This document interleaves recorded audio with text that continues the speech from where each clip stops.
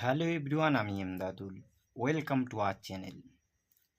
বীরভূমের সিউড়িতে জমি দখলকে কেন্দ্র করে দুই দলে সংঘর্ষ বেঁধে যায়। আগ্নেয়াস্ত্র নিয়ে একে অপরের সঙ্গে হামলা চালায় এবং ঝগড়া বিবাদ শুরু হয়ে যায়। সিউড়ি পুলিশ যখন সেইখানে আসে, বাবু আক্তার বলে একজন সভাপতি তাকে আটক করে। পুলিশ যখন তাকে গাড়িতে তুলে নিয়ে যেতে চায়, সেই সময় এই বাবু আক্তারের যে সমস্ত সাঙ্গপাঙ্গরা রয়েছে তারা পুলিশের ওপর চড়াও হয়। এক সময়ে পুলিশদেরকে মারধর করে, এমনকি আইসির গলার কলার ধরে টানাটানি করে। আসলে একটা জিনিস ভাবুন, পুলিশ প্রশাসন মানুষের নিরাপত্তা দেয়, পুলিশ প্রশাসনের একটা খুব ভালো রকমের রেসপেক্ট আছে, কিন্তু সেই জায়গায় কতটা সাহস পেয়েছে যে একজন আইসির গলার কলার ধরে টানে। একটা জিনিস এই সময়ে ভাবতে হবে, যেই যে জিনিসটা করেছে এটা কতটা সাহস পেয়েছে, কে করেছে, অবশ্যই তার শাস্তি পেতে হবে। সেই সঙ্গে সঙ্গে যারা এই কাজে দোষী তাদেরকে অবশ্যই শাস্তির আওতায় নিয়ে আসা উচিত। না হলে আগামী দিন পুলিশ এবং প্রশাসনকে মানুষ কতটা ভয় করবে।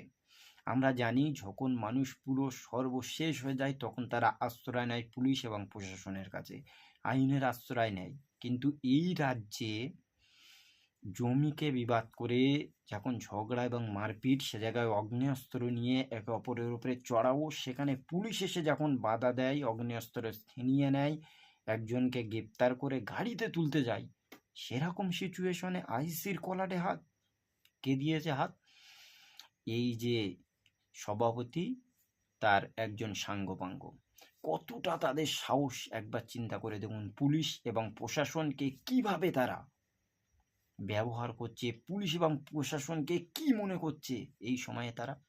সত্যি যদি তারা এসব না মনে করতো তাহলে কিন্তু এইভাবে একজন আইসির কলার ধরতো না। এই সব বিষয়গুলো দেখার পর আমাদের কি মনে হতে পারে বলুন? এত বড় একটা রাজ্য, পুলিশের এত কাজ, পুলিশরা দিনের পর দিন মানুষদের কত উপকার করে যাচ্ছে, সেরকম একটা সিচুয়েশনে আজ পুলিশের আইসি, এত সম্মানীয় একটা পদ, এত বড় একটা পদ, সেই জায়গায় মানুষ আইসির কলার ধরছে। কি সর্বনাশ হয়ে যাচ্ছে বলুন। আজকের আপনাদের ভাবতে হবে এ রাজ্যে কেমনভাবে চলছে, কোন মানুষগুলোর এতটা সাহস আসে প্রকাশ্যে আগ্নেয়াস্ত্র নিয়ে বিভিন্ন জায়গায় দাপাদাপি চলছে। এই গত কয়েকদিন আগে আমরা দেখেছি মালদার কালিয়াচকের ওখানে একটা কবাডি খেলাকে কেন্দ্র করে সেখানে 4 রাউন্ড গুলি ফায়ার করা হলো। সেই সঙ্গে সঙ্গে আমরা দেখেছি বজবজে বন্দুক নিয়ে একজনকে প্রকাশ্যে গুলি করে দেয়া হলো।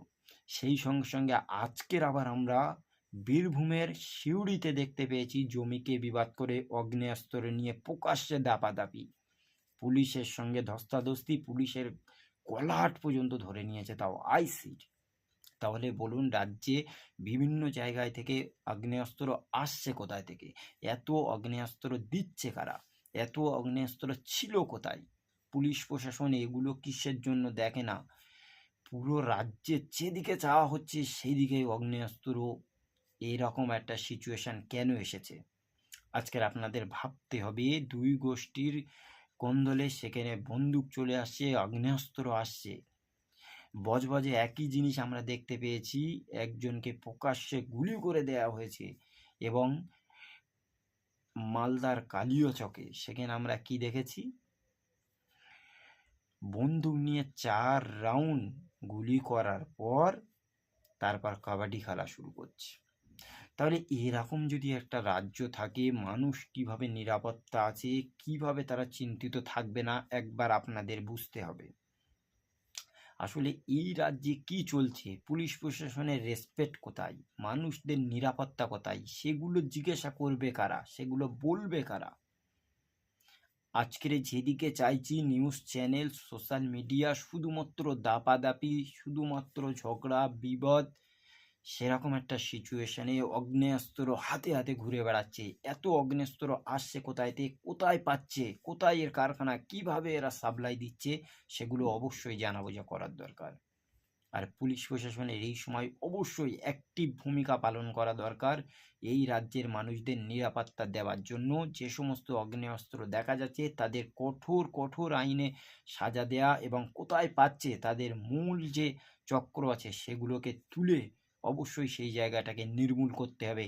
নাহলে কিন্তু এই বাংলায় আগ্নেয়াস্ত্র যেভাবে সাপ্লাই হচ্ছে, যেভাবে দিনের পর দিন বিভিন্ন মানুষের কাছে পাওয়া যাচ্ছে, এতে কিন্তু পশ্চিমবাংলার মানুষ খুব খুব জায়গায় থেকে টেনশনে রয়েছে, চিন্তিত রয়েছে।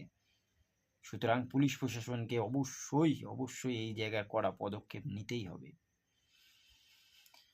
সুতরাং আজকের এই ভিডিওটি এই পর্যন্তই। দেখা হবে অন্য কোনো দিন অন্য কোনো টপিকে। সকলে ভালো থাকুন, সুস্থ থাকুন। Thank you.